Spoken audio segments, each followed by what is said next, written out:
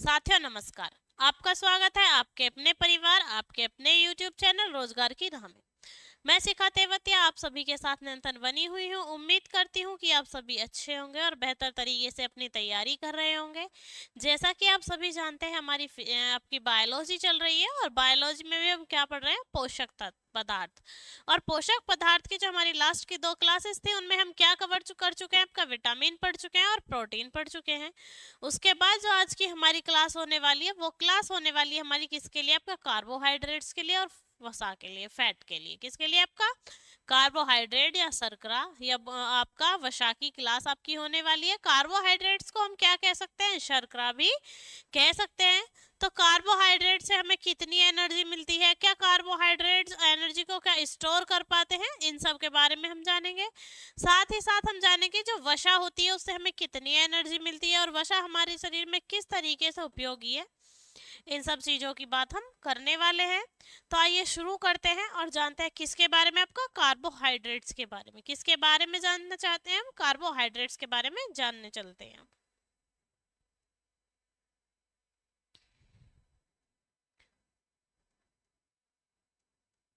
Carbohydrates किसकी बात कर रहे हैं हम, कार्बोहाइड्रेट्स की। तो कार्बोहाइड्रेट्स क्या है, ये हमें ऊर्जा प्रदान करते हैं, यानी जो ह्यूमन बॉडी है उसे क्या करते हैं, आपका कोई भी शरीर है, कोई भी बॉडी है उसे क्या करते हैं, एनर्जी प्रदान करते हैं। और क्या करते हैं, इनमें ऊर्जा का संग्रह करते रहते हैं, यानी क्या करते हैं, इनमें ऊर्जा का संग्रह भी होता है। कार्बोहाइड्रेट्स ऊर्जा प्रदान करते हैं। कार्बोहाइड्रेट्स हाइड्रेट्स ऊर्जा प्रदान करते हैं, ऊर्जा प्रदान करते हैं तथा ऊर्जा का संग्रह भी करते हैं, तथा ऊर्जा का संग्रह भी करते हैं, तथा ऊर्जा का संग्रह भी करते हैं। कौन करते हैं आपका संग्रह ऊर्जा का, कार्बोहाइड्रेट्स। जैसे कि आपका आपका क्या है, स्टार्च है, ग्लूकोज है, सुक्रोज है, फ्रक्टोज है, सेलुलोज है, ये सब क्या है, ये सब हमारे कार्बोहाइड्रेट्स हैं। तो जैसे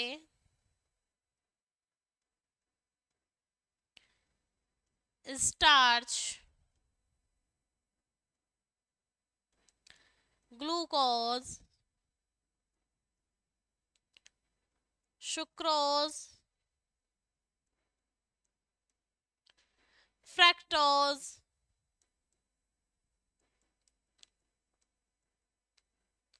आदि, ये सब क्या है, आपके कार्बोहाइड्रेट्स हैं। क्या है, आपके कार्बोहाइड्रेट्स हैं।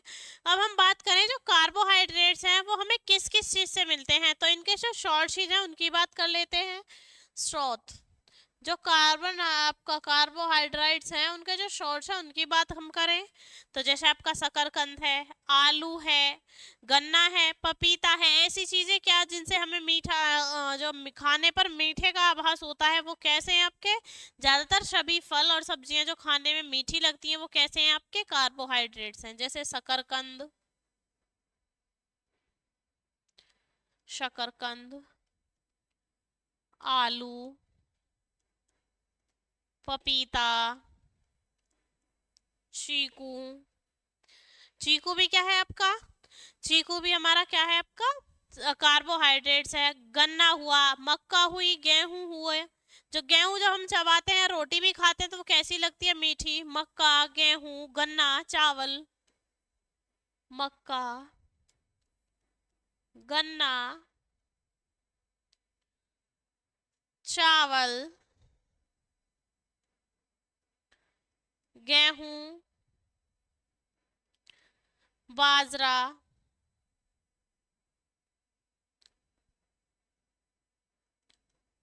बाजरा आदि। तो जो कार्बोहाइड्रेट्स मिलते हैं वो हमें किससे मिलते हैं, जो स्वाद में मीठे होते हैं, ऐसे फल और सब्जियों से या कुछ अनाजों से। तो जैसे यहाँ पे हमारा शकरकंद था, शकरकंद से भी हमें कार्बोहाइड्रेट, आलू, पपीता है, चीकू है, मक्का है, गन्ना है, चावल, गेहूं और बाजरा, यानी धान से, अनाज से, कुछ अनाज ऐसे जिनसे हमें क्या मिलता है आपका कार्बोहाइड्रेट्स मिलते हैं। तो अनाज भी हमारे लिए उतना ही जरूरी है। अगर हम कभी बोले कि किसी में जो शुगर है, जो अब डायबिटीज का पेशेंट है, अगर उसकी शुगर बढ़ रही है तो क्या होता है, उसमें ग्लूकोज की मात्रा बढ़ जाती है, यानी जो लीवर है वो ग्लूकोज को ग्लाइकोजन में चेंज नहीं करता। और ग्लूकोज हमें कहाँ से मिलता है आपका, अनाजों से। किससे मिलता है, मोटे अनाजों से।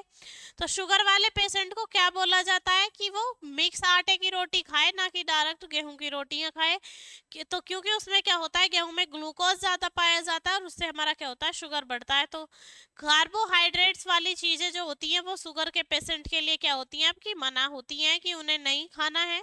उसके बाद अगर हम बात करें कि जो कार्बोहाइड्रेट्स हैं उनमें कौन कौन से तत्व पाए जाते हैं, कार्बोहाइड्रेट्स में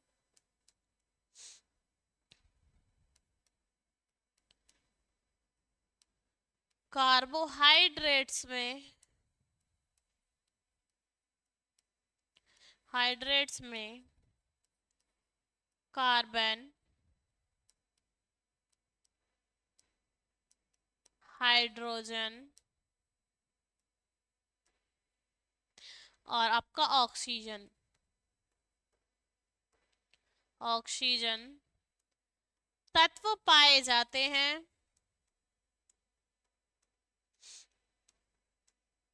तत्व पाए जाते हैं। कार्बोहाइड्रेट्स में आपके कौन कौन से तत्व होते हैं, आपका ऑक्सीजन, कार्बन और आपका क्या, हाइड्रोजन। ये तत्व पाए जाते हैं आपके किसमें, कार्बन डाइऑक्साइड, उसमें कार्बोहाइड्रेट्स में। अब हम बात करें कि जो कार्बोहाइड्रेट्स हैं उनका जो विखंडन होता है वो कौन से एंजाइम से होता है। तो जो कार्बोहाइड्रेट्स का विखंडन होता है, फीजन होता है, तो वो होता है हमारा किससे, एमाइलेज एंजाइम से। किससे होता है, एमाइलेज एंजाइम से। और कार्बोहाइड्रेट्स का जो एक अणु है वो कितनी एनर्जी देता है, तो कार्बोहाइड्रेट्स का एक अणु हमें 4 कैलोरी एनर्जी देता है। कितनी, 4 कैलोरी एनर्जी देता है। कार्बोहाइड्रेट्स का विखंडन, कार्बोहाइड्रेट्स का विखंडन,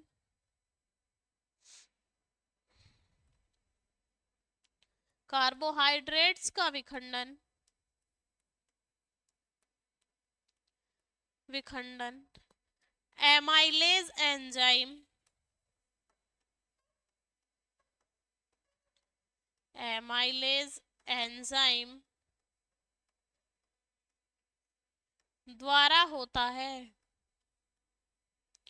किससे होता है आपका, एमाइलेज एंजाइम से। इसका हो जाता है, कार्बोहाइड्रेट्स का विखंडन होता है। और कार्बोहाइड्रेट्स का एक अणु, इनका एक अणु, इनका एक अणु 4 कैलोरी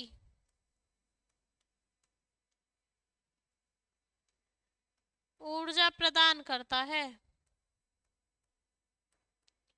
4 कैलोरी ऊर्जा प्रदान करता है। किसका एक अणु करता है, 4 किलो एनर्जी आपका, सॉरी 4 कैलोरी एनर्जी जो प्रदान करता है वो कौन करता है आपका, कार्बोहाइड्रेट्स का एक अणु। उसके बाद हम बात करें कि जो कार्बोहाइड्रेट्स है वो कितने प्रकार के होते हैं।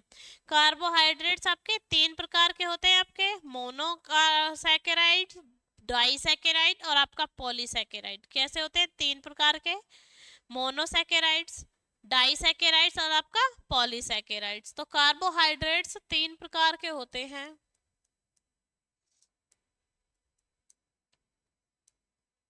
कार्बोहाइड्रेट्स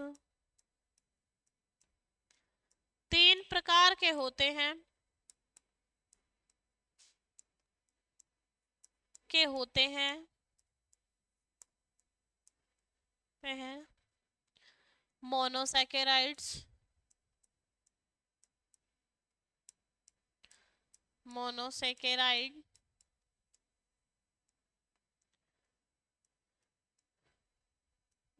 डाइसैकेराइड,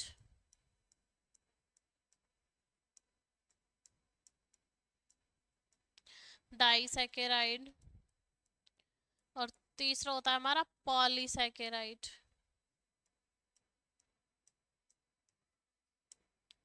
तीसरे कौन सा होता है हमारे, पॉलीसैकेराइड। यहाँ पे हमारा क्या मतलब है कि जो ग्रुप है जैसे कि आपका कार्बन ऑक्सीजन और हाइड्रोजन से मिलकर जो मॉलिक्यूल्स बने हैं वो एक से अधिक हैं तो पॉली, और सॉरी आपका एक है तो मोनो, डबल है तो आपका डाई, और दो से भी अधिक है, मोर देन टू है तो कैसे सैकराइड्स होंगे हमारे, पॉलीसैकराइड्स। अगर हम मोनोसैकराइड्स में बात करें तो इसमें आ जाता है हमारा ग्लूकोज फ्रक्टोज। क्या आ जाते हैं हमारे मोनोसैकराइड्स में, आ जाते हैं हमारे ग्लूकोज और फ्रक्टोज, ग्लूकोज और फ्रक्टोज। ये किसके हैं हमारे, आपके मोनोसैकराइड्स के। उसके बाद अगर हम बात करें अपने डाइसैकराइड्स की, तो डाइसैकराइड्स में आते हैं हमारे माल्टोज, सुक्रोज, लैक्टोज। क्या आते हैं हमारे, माल्टोज, सुक्रोज और लैक्टोज। माल्टोज, सुक्रोज और आपका आ जाता है लैक्टोज। क्या आ जाता है आपका, लैक्टोज। अब बात करें हम पॉलीसैकराइड्स की, तो पॉलीसैकराइड ये स्वाद में मीठे नहीं होते, ये स्वाद में मीठे नहीं होते। कौन से आपके पॉलीसैकराइड्स मीठे नहीं होते। और अगर हम बात करें कि पॉलीसैकराइड्स हमारे क्या हैं, तो जैसे कि आपका सेलुलोज है, स्टार्च है, गोंद है, ये सब क्या है हमारे आपके पॉलीसैकेराइड्स। क्या है, पॉलीसैकेराइड्स यानी आपका स्टार्च, सेल्यूलोज, सेलुलोज, गोंद आदि।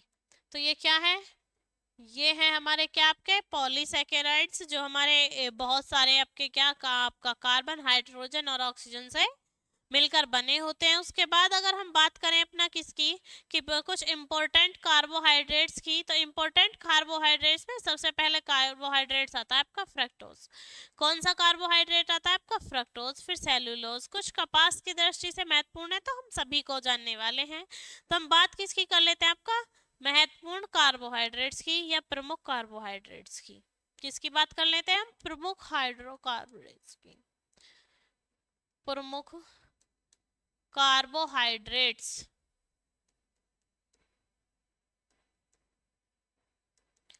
प्रमुख कार्बोहाइड्रेट्स, तो प्रमुख कार्बोहाइड्रेट्स में सबसे पहले हम बात किसी कर लेते हैं, फ्रक्टोज की। किसकी बात कर लेते हैं हम, फ्रक्टोज की। हम जानते हैं कि फ्रक्टोज क्या है और किस किस में चीज में पाया जाता है।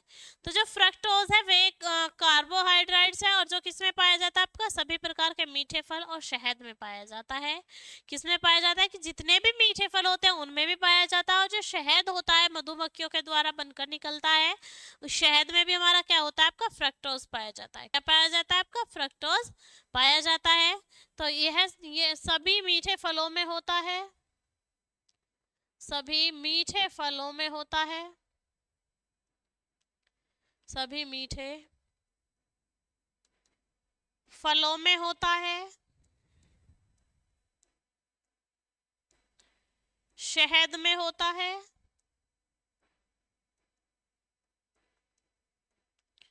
शहद में होता है। ठीक है, किस में होता है, सारे तो मीठे फलों में हो गया, शहद में हो गया। और ये क्या है, ऐसा है कि ये सबसे अधिक मीठा है, यह सर्वाधिक मीठा होता है,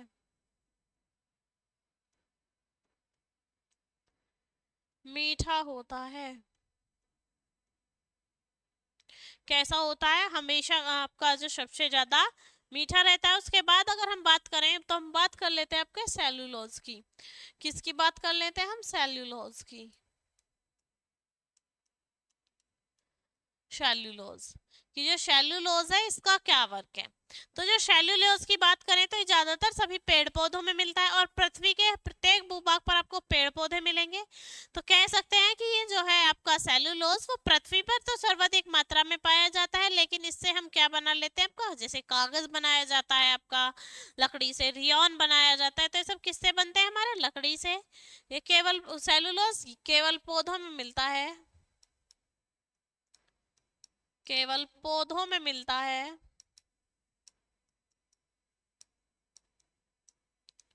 किस में मिलता है आपका, मात्र पौधों में मिलता है, और जो क्या करता है आपका जो आपका सेल्यूलोज है वो एकमात्र पौधों में मिला, और पौधों में मिलने के बाद क्या करता है, प्रकृति में सबसे अधिक मात्रा में है, और क्या करता है, इससे बनते हैं क्या, इससे क्या बनते हैं आपके कागज और रेयन। यह प्रकृति में सर्वाधिक मात्रा में है, सर्वाधिक मात्रा में है, अधिक मात्रा में है। इससे सेल्यूलोज यानी सेल्यूलोज से क्या बनता है आपका, कागज, कागज तथा रेयन बनते हैं। क्या बनता है आपका, कागज तथा रेयन बनता है। किससे बनता है कागज और रेयन आपका, सेल्यूलोज से। किससे बनता है आपका रेयन और कागज आपका सेल्यूलोज से। उसके बाद अगर हम बात करें कपास की, तो कपास जो है आपका प्रमुख घटक है किसका, सेल्यूलोज का। यानी जो कपास है उसमें बहुत प्रचुर मात्रा में आपका क्या पाया जाता है, सेल्यूलोज पाया जाता है कपास में। किसमें पाया जाता है सेल्यूलोज आपका, कपास में पाया जाता है। फिर हम बात करें लैक्टोज की, किसकी बात करें हम, जो कार्बोहाइड्रेट है हमारा लैक्टोज, उसकी बात करें तो लैक्टोज किस में पाया जाता है तुम्हारा, दही में पाया जाता है। किस में पाया जाता है, दही में पाया जाता है लैक्टोज।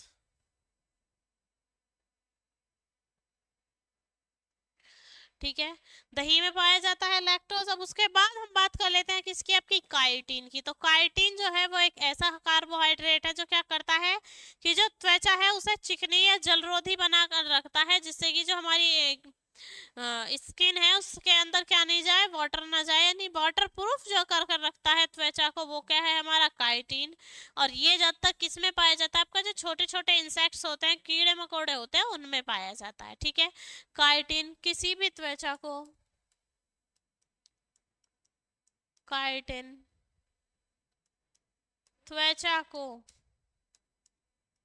कैसा बनाकर रखता है आपका, चिकना बनाकर रखता है, बिल्कुल फ्लैट बनाकर रखता है, चिकनी जलरोधी परत का निर्माण करता है। काइटिन त्वचा पर चिकनी, कैसी आपकी चिकनी आपकी परत का या सतह का निर्माण करता है, का परत का निर्माण करता है।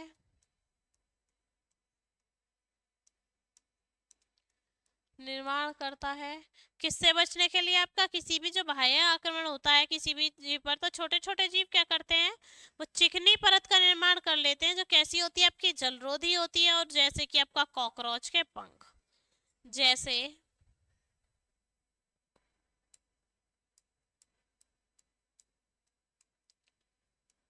कॉकरोच के पंख, जैसे कॉकरोच के पंख। तो कॉकरोच के पंख कैसे हैं आपके, चिकनी सतह पर हैं, और कैसे हैं आपके, मजबूत हैं, दृढ़ हैं। तो क्या है वो आपके लिए, आपका क्या कहलाते हैं, जैसे कॉकरोच के पंख। और बने हुए किससे होते हैं आपके, काइटिन से। किससे बने हुए होते हैं हमारे, काइटिन से।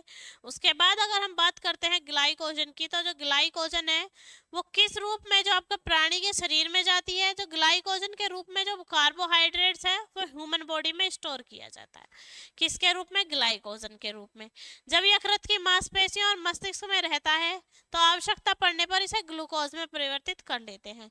क्या कर लेते हैं हम, कि जो आपका ग्लाइकोजन था वो किस में रहता है आपका, जो शरीर है उसमें आपका कार्बोहाइड्रेट को संग्रहित करते हैं, किसके रूप में हम, ग्लाइकोजन के रूप में। जब ग्लाइकोजन के रूप में आपका कार्बोहाइड्रेट को संतृप्त करते हैं, लेकिन जब नीड होती है तो यकृत, मांसपेशी और मस्तिष्क मिलकर क्या करते हैं, उसका पुनः ग्लूकोज में परिवर्तित कर लेते हैं। यानी ये जो रिएक्शन है ये कैसी है, ये एक रिवर्सिबल रिएक्शन है। पहले ग्लूकोज से ग्लाइकोजन बनाया, फिर ग्लाइकोजन से क्या बना आपका, ग्लूकोज बना। ग्लूकोज किसके थ्रू मिला हमें, माइटोकॉन्ड्रिया के थ्रू मिला। तो हम कह सकते हैं ग्लाइकोजन के रूप में,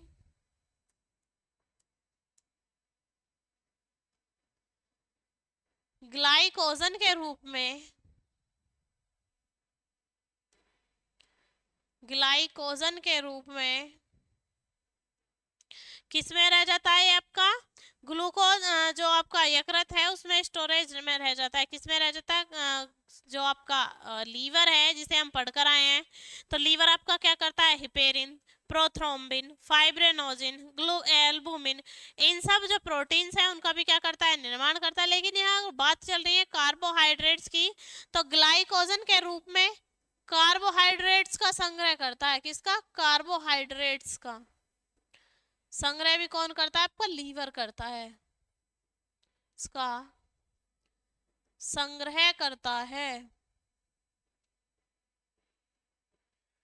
संग्रह करता है। जब इसका संग्रह कर लेता है किसके रूप में? आपका ग्लाइकोजन के रूप में। लेकिन जब जरूरत पड़ती है एट मोमेंट पर, जैसे कि हमारी जो एनर्जी थी वो खत्म हो गई लेकिन हमें एनर्जी की नीड है, तो लीवर क्या करेगा कि ग्लाइकोजन जो है उसे डायरेक्ट दोबारा किस में परिवर्तित कर देगा? आपका ग्लूकोज में परिवर्तित कर देगा। यानी यकृत, मांसपेशी और मस्तिष्क, कहाँ है ये? यकृत, मांसपेशी और मस्तिष्क मिलकर क्या करते हैं? आवश्यकता पड़ने पर ग्लाइकोजन से ग्लूकोज बना लेते हैं। यकृत, मांसपेशी और मस्तिष्क, यकृत, मांसपेशी व मस्तिष्क, मस्तिष्क आवश्यकता पड़ने पर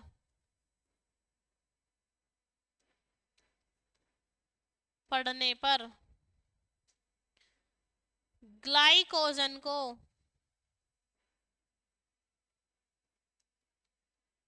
पुनः ग्लूकोज में परिवर्तित कर देती है। ग्लूकोज में परिवर्तित कर देती है। ग्लूकोज में आपका क्या कर देती है? परिवर्तित कर देती है।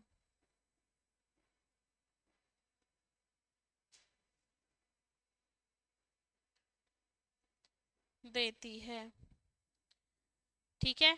यानी जब जरूरत नहीं थी तो ग्लूकोज किस में कन्वर्ट हो जाता है? ग्लाइकोजन में। और जब जरूरत रहती है तो ग्लाइकोजन आपका किस में कन्वर्ट हो जाता है? आपका ग्लूकोज में। उसके बाद अगर हम बात करें सुक्रोज की, किसकी बात करें? सुक्रोज की, जो कि क्या है? ये सबसे मीठा होता है। सुक्रोज कैसा होता है? आपका सबसे मीठा होता है। और सुक्रोज जो है इसमें क्या, किस में होता है? ये गन्ने में होता है। किस में पाया जाता है? गन्ने में पाया जाता है। तो हम किसकी बात कर रहे थे? सुक्रोज की। सुक्रोज कहाँ पाया जाता है? आपका गन्ने में पाया जाता है। यह गन्ने में पाया जाता है। गन्ने में पाया जाता है। किसमें पाया जाता है? आपका गन्ने में पाया जाता है। तो जो सुक्रोज है ये क्या करता है? ये कैसा होता है? जो सुक्रोज है खाने वाली जो चीजें होती हैं उनमें भी पाया जाता है। जो चीनी बनती है उसमें भी क्या होता है? आपका सुक्रोज होता है। तो मानव रक्त में शर्करा की जो सामान्य मात्रा है, यानी जो ह्यूमन बॉडी को नीड है कार्बोहाइड्रेट्स की, शर्करा की, तो वो है आपकी 80 मिलीग्राम पर लीटर। कैसी है आपकी? 80 मिलीग्राम पर लीटर के हिसाब से है। तो क्या है? मानव शरीर में या मानव रक्त में शर्करा की सामान्य संख्या आपकी कितनी होती है? 80।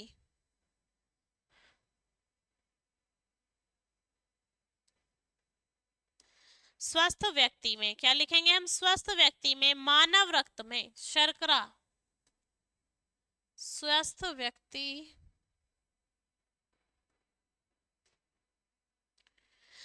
व्यक्ति के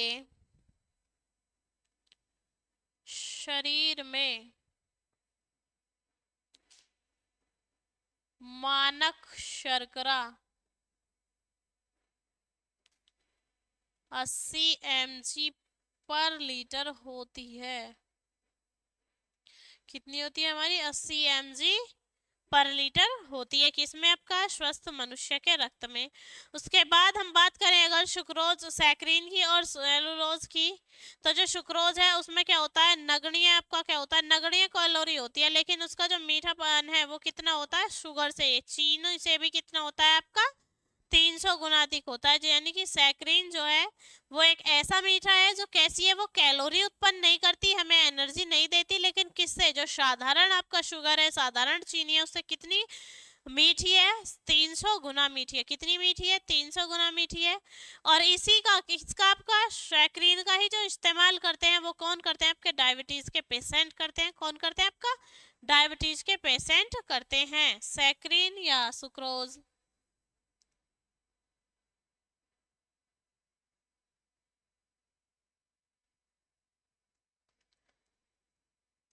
सैकरीन या सुक्रोज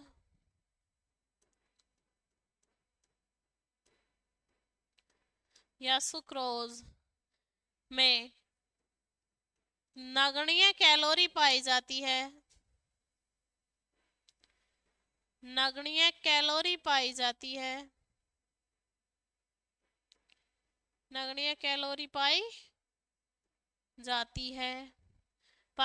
कौन कैसी की, बहुत ही नाम मात्र को, लेश मात्र आपकी क्या पाई जाती है, आपकी सैकरीन में आपका क्या पाया जाता है, एनर्जी पाई जाती है। और फिर भी ये कैसा है, आपका जो चीनी हम घर में यूज करते हैं उससे भी 300 गुना मीठा है। किससे, यह शुगर से भी, यह शुगर से भी, शुगर से भी 300 गुना अधिक मीठा है, 300 गुना अधिक मीठा है। कैसा है, आपका 300 गुना अधिक मीठा है।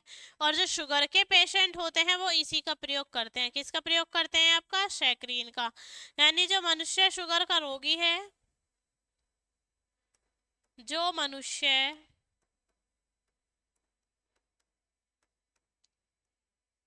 शुगर या डायबिटीज,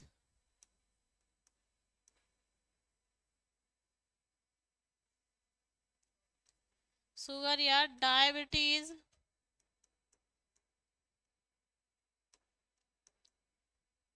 डायबिटीज का रोगी इसी का सेवन करता है, इस ही का सेवन करता है। किसका सेवन करता है, आपका हाँ, जो शुगर का पेशेंट है वो किसका आपका करता है, तो वो करता है हमारा किसका, आपका सैकरीन का। किसका आपका भक्षण करता है, किसको खाता है, आपका सैकरीन को। इसके बाद हम बात कर लेते हैं फैट की। किसकी बात कर लेते हैं, वसा की। कि जो शरीर के लिए वसा है वो क्यों आवश्यक है, हमें कितनी एनर्जी में मिलती है, उसका जो अपघटन है वो शरीर में कहाँ होता है, किस एंजाइम से होता है, किस पक्षी में, जानवर में, इंसेक्ट्स में ये कहाँ पर पाया जाता है, जो फैट की मात्रा है वो अत्यधिक कहाँ पर पाई जाती है, इन सब के बारे में हम बात करने वाले हैं। तो ये शुरू करते हैं फैट के बारे में, यानी वसा के बारे में। किसके बारे में पढ़ने वाले हम, वसा के बारे में। तो हमारी सबसे पहली बात हो जाती है कि जो वसा है वो शरीर में जो क्या आपका सबसे अधिक ऊर्जा प्राप्त कराती है। किसको, बॉडी को, हमारी को सबसे ज्यादा जो एनर्जी प्राप्त होती है वो किससे प्राप्त होती है, आपकी वसा से। किससे प्राप्त होती है, वसा से। और यहाँ वो भी कितनी, आपकी 9 किलो कैलोरी। कितनी, आपकी 9 किलो कैलोरी। सर्वाधिक सर्वाधिक वसा जो पाया जाता है, वसा से जो ऊर्जा प्राप्त होती है वो कहाँ से होती है, आपका एक अणु में 9 किलो कैलोरी से। किसमें, एक अणु में 9 किलो कैलोरी से। वसा में, वसा के एक अणु में 9 किलो कैलोरी होती है, 9 किलो कैलोरी। कितनी कैलोरी होती है हमारी, 9 किलो कैलोरी होती है। किसमें, आपका वसा के एक अणु में। इससे क्या होता है कि जो हमारी बॉडी है, एक अणु में आपका कितना, 9 किलो कैलोरी ऊर्जा पाई जाती है, जो कि सबसे सर्वाधिक है। अगर हम बात करें कि जो वसा का अपघटन है वो शरीर में किसके द्वारा होता है, तो वो होता है हमारा लाइपेज एंजाइम के द्वारा। किसके द्वारा होता है, हमारा लाइपेज एंजाइम के द्वारा। यानी वसा का अपघटन लाइपेज द्वारा होता है।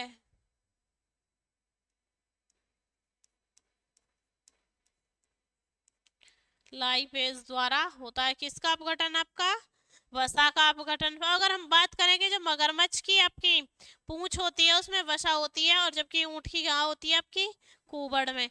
तो मगरमच्छ में वसा पूंछ में होती है। मगरमच्छ में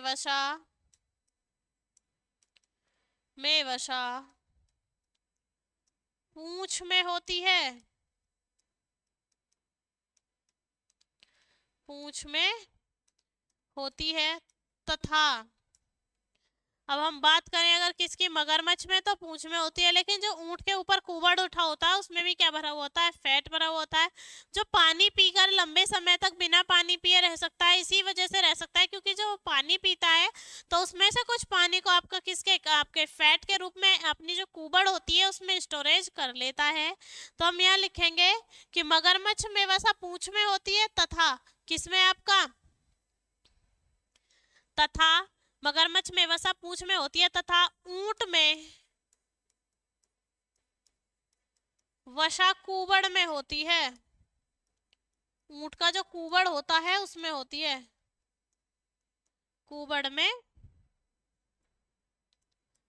होती है। कहाँ होती है? वसा आपकी कुबड़ में होती है। उसके बाद हम बात करें कि जल में एक साथ इकट्ठा कर लेने से क्या होगा? जब हम जल को इकट्ठा करेंगे तो उसमें एक साथ क्या होगा? आपकी ढेर सारी वसाएं आ जाएंगी, फैट्स आ जाएंगे। जल को एक साथ इकट्ठा करने पर ढेर सारी क्या होती हैं?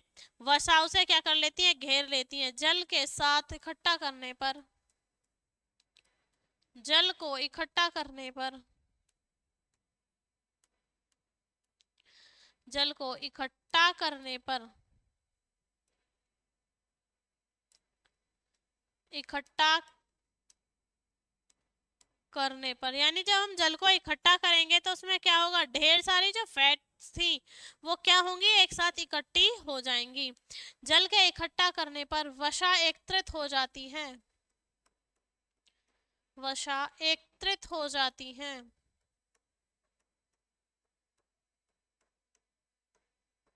कैसी हो जाती है? आपकी जो फैट्स हैं वो कैसी हो जाएंगी? कलेक्ट हो जाएंगी। क्या करने से? जब हम जल को इकट्ठा करेंगे या वातावरण।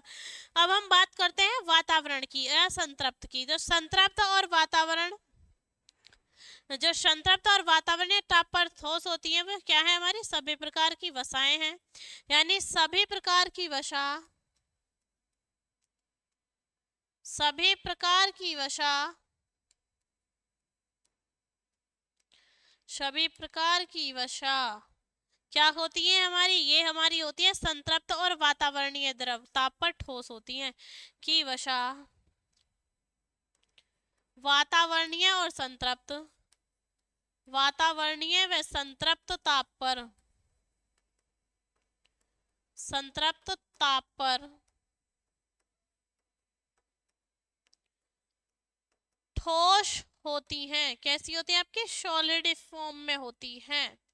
कैसी होती है? आपकी सॉलिड फॉर्म में होती हैं सभी प्रकार की वसाएं। उसके बाद हम बात करें कि अगर रक्त में कोलेस्ट्रॉल की मात्रा बढ़ जाती है तो क्या होता है? हमारा हार्ट अटैक आने का खतरा रहता है। लेकिन जो रक्त में कोलेस्ट्रॉल की मात्रा बढ़ती है वो किस कारण से बढ़ती है? तो जो रक्त में आपकी कोलेस्ट्रॉल की मात्रा बढ़ती है वो बढ़ती है हमारी देसी घी से। किससे बढ़ती है? हमारी देसी घी से। या असंतृप्त जो आपका, संतृप्त जो आपका हाइड्रोकार्बन है हमारी बॉडी अनसैचुरेटेड है तो वो किसकी वजह से है? कहीं ना कहीं हार्मोन्स, एंजाइम्स या फैट की वजह से है।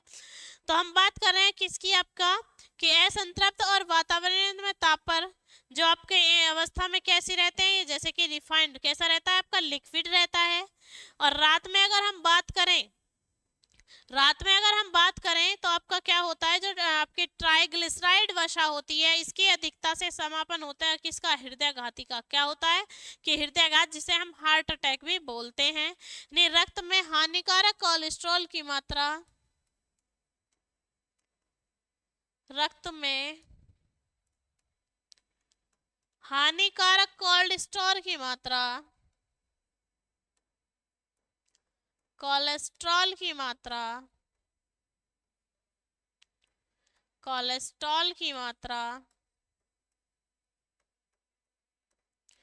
की मात्रा हृदय आघात उत्पन्न करती है। हृदय आघात उत्पन्न करती है जो देसी घी खाने से बढ़ता है, देसी घी खाने से बढ़ता है। यानी कोलेस्ट्रॉल किसे खाने से बढ़ता है? आपका देशी घी को। और जब देशी घी खाने से आपका क्या बढ़ेगा? कोलेस्ट्रॉल बढ़ेगा। जब कोलेस्ट्रॉल बढ़ेगा तो हमारी बॉडी के लिए कैसा होगा? वो नुकसानदायक होगा। वो हमारे हार्ट को क्या करेगा? हार्ट की जो नसें हैं उन्हें ब्लॉक करना शुरू कर देगा और क्या हो जाएगा? हमें हार्ट अटैक हो जाएगा। यानी क्या कर देता है? हृदयाघात उत्पन्न कर देता है।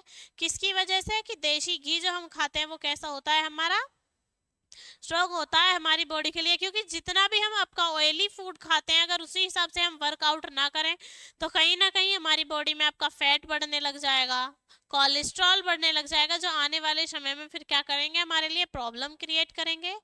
तो उसके बाद अगर हम बात करें कि जो कोई भी व्यक्ति है जो नॉर्मल वर्जन है उसमें अगर हम बात करें कोलेस्ट्रॉल की मात्रा की तो कितनी होनी चाहिए? यानी एक सामान्य व्यक्ति में कोलेस्ट्रॉल की मात्रा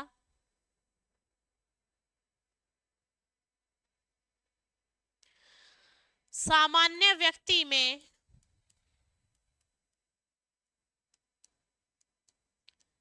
सामान्य व्यक्ति में कोलेस्ट्रॉल की मात्रा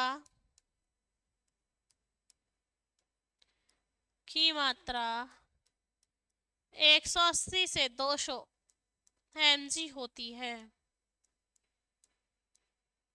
कितनी होती है आपकी? 180 से 200 mg तक हो जाती है। क्या आपकी आपकी जो आपकी किसकी मात्रा? आपके वसा की, यानी कोलेस्ट्रॉल की। जो कोलेस्ट्रॉल की मात्रा बढ़ी है वो कितनी होगी हमारी? इतने mg होनी चाहिए। लेकिन किस पर होनी चाहिए? पर लीटर पर। इतने mg है तो नॉर्मल है। अगर इससे ज्यादा होती है तो कोलेस्ट्रॉल बढ़ता है, और इससे ज्यादा कम होगी तो जो ब्लड था वो कैसा हो जाएगा? पतला हो जाएगा। तो इसलिए जो आपकी जो मात्रा है कोलेस्ट्रॉल की वो 180 से 200 के बीच में होनी चाहिए, ना तो इससे ज़्यादा होनी चाहिए ना इससे कम होनी चाहिए। अब हम बात करें बुरा कोलेस्ट्रॉल की। बुरा कोलेस्ट्रॉल किससे बनता है? जो एलडीएल है वो रक्त में वसा को बढ़ाता है। एक एंजाइम है आपका एलडीएल। क्या है? एलडीएल एक एंजाइम है। एलडीएल रक्त में वसा को बढ़ाता है, वसा को बढ़ाता है, जिसे बुरा कोलेस्ट्रॉल कहते हैं।